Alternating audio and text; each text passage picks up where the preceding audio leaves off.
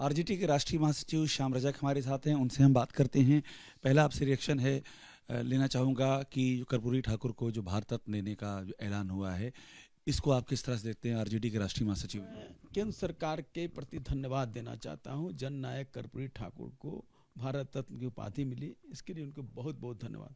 लेकिन मैं ये भी कहता हूं कि जिस कर्पूरी ठाकुर को, जिसने इस राज्य के मुख्यमंत्री बने और उस सरकार के जनसंघ जो उस समय थी भारतीय जनता पार्टी की पहले, उसके वित्त मंत्री थे कैलाशपति मिश्रा।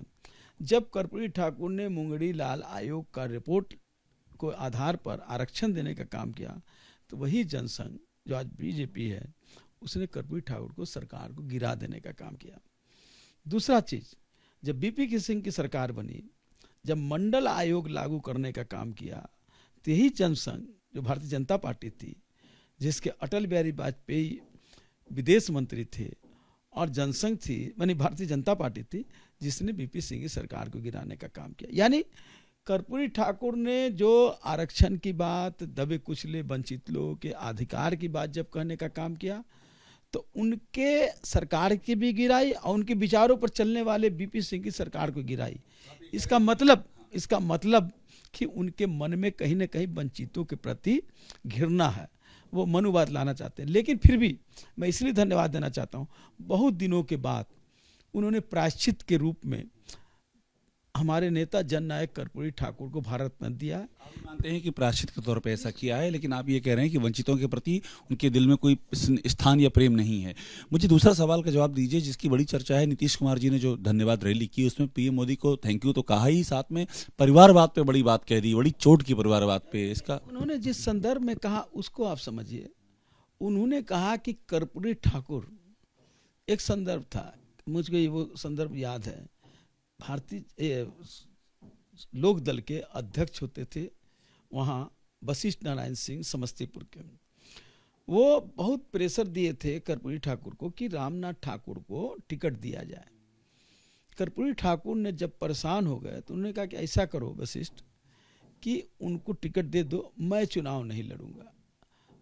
तो ये सोच थी कर्पूरी ठाकुर को कि जब मैं हूं तो मेरे रहते, उस समय के संदर्भ में, उस समय की परिस्थिति में, उस समय की भौगोलिक परिस्थिति में, उस समय की राजनीतिक पृष्ठभूमि में यही सही था। उनका ये जो बयान है, ये तो सीधा सा लालू प्रसाद यादव के परिवार को हिट करता हुआ भी नजर आता है। मैं नहीं मानता हूँ, न उन्होंने इस संदर्भ में कहा है, नहीं तो वो इसको और विस्तारित करते। उन्होंने कर्पूरी ठाकुर का नाम लेते हुए और उस संदर्भ की बात कही है, और उन्होंने कहा कि मैं भी, चूंकि नीतीश कुमार जी तो कभी, उनका सुपुत्र जो है वो कभी राजनीति में भी नया, न उनकी आने की इच्छा रहती है। लालू यादव जी के परिवार से काफी लोग आए हैं, तो इसलिए उस पर अटैक नहीं होगा। यही परिवार से नहीं, बहुत लोगों के हैं, मैं सहमत हूं, तो उन सब पर अटैक हुआ। लालू यादव नहीं, उस अटैक नहीं है। लालू यादव का परिवार, लालू यादव के परिवार के रूप में मत देखिए। वो एक ओजस्वी नेता, तेजस्वी, अगर परिवार का होता तो उनका सबसे बड़ा बेटा था तेज प्रताप, उसको नेतृत्व देते। लेकिन उसमें काबिलियत है तेजस्वी जी में। और आप देखिए कि 20 का जब चुनाव हुआ, उसने अपना एक अलग विजन दिया। एक तरफ सांप्रदायिक ताकतें थी, जिसके साथ थे नीतीश कुमार जी भी थे भारतीय जनता पार्टी के साथ, लेकिन दूसरी तरफ क्या पढ़ाई लिखाई, दवाई, सिंचाई, कमाई, सुनवाई और कार्रवाई, तो ये लाइन पर, और 10 लाख लोगों की नौकरी। तो आम जनभावना की जो आवश्यक थी, उस आवश्यक सवालों को उन्होंने दे करके लोगों जी जब से आए हैं आप लोगों के साथ में, इस बार की बात कर रहा हूं, तब से पहली बार परिवारवाद का जिक्र किया उन्होंने, तो ये टाइमिंग इंपॉर्टेंट नहीं है? आपने कभी इसको या गंभीरता से नहीं लिया होगा। आज के संदर्भ में आप इसको अलग ढंग से, क्योंकि लोगों को किस तरह से क्या किया जाए हम उस पर नहीं कहना चाहते हैं, इस ढंग से आपने लिया है। उन्होंने कई बार परिवारवाद की बात कही है। परिवारवाद की बात उन्होंने इसलिए कही है कि परिवार का जो कोई जिस तरह से लाता है वो गलत है, लेकिन कोई अगर सक्षम लड़का है और वो राजनीति में आता है, तो निश्चित रामनाथ ठाकुर को भी आप कहेंगे। अब ये कहें कि कर्पूरी ठाकुर ने उनको नहीं लाया, लेकिन बाद में राजनीति में आए तो परिवारवाद नहीं कहेंगे।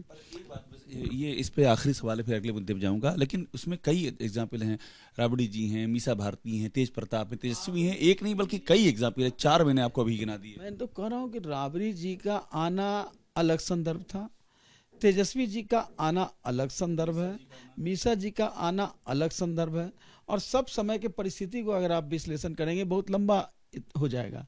मैं उसको कह सकता हूँ कि मीसा जी किस परिस्थिति में आए, वहाँ से पार्लियामेंट के मेंबर हुए, तेजस्वी जी किस परिस्थिति में आए, राबड़ी जी किस परिस्थिति में आए, ये सारे संदर्भ अलग रहे हैं, लेकिन इसको परिवारवाद से जोड़ करके नहीं देख सकते हैं। तो उस पर नहीं कहा है नीतीश कुमार का मतलब ये नहीं था, ये मानना है कि इस पर कोई व्यक्ति पर, किसी व्यक्ति पर उनका चोट नहीं था, उनका चोट था एक व्यवहारिक बातों पर, और एक जो कर्पूरी ठाकुर जी के विचारों पर जब उन्होंने कोई व्याख्यान करेगा तो इस बात को कहेगा कि कर्पूरी ठाकुर ने कभी अपने पुत्र को, मैं उन्हीं की बात क्यों करूं, राजनारायण जी की बात करिए। राजनारायण जी स्वास्थ्य मंत्री थे, हम लोग साथ रहते थे।